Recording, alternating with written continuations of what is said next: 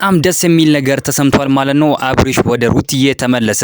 አብርሽና ሩታ አንድ ላይ ሆነዋል። አብርሽ ወደ ሩታ ተመለሰ። በጣም ደስ የሚል ዜና ነው ይዤላችሁ የቀረብኩት። እንግዲህ ታላችሁ የሩታና የአብርሽ ወዳጆች ቻናሉን ሰብስክራይብ፣ ቪዲዮን ላይክ እያደረጋችሁ ጀምሩ።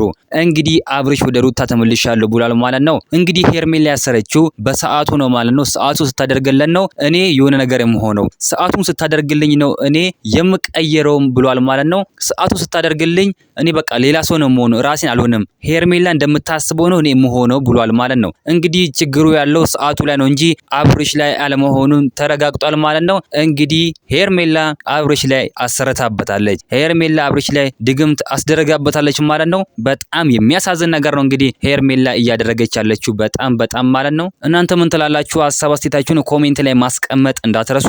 እንግዲህ እንኳን ደስ አላችሁ፣ እንኳን ደስ አለን። አብርሽና ሩትዬ አንድ ላይ ሆነዋል። አብርሽና ሩታ ልጃቸውን እንዲያሳድጉ የእግዚአብሔር ፍቃድ ይሁን። በጣም ደስ የሚል ነገር ነው እንግዲህ ዛሬ የሰማነው ማለት ነው። በጣም ደስ ይላል እውነቱን ለመናገር ከሆነ።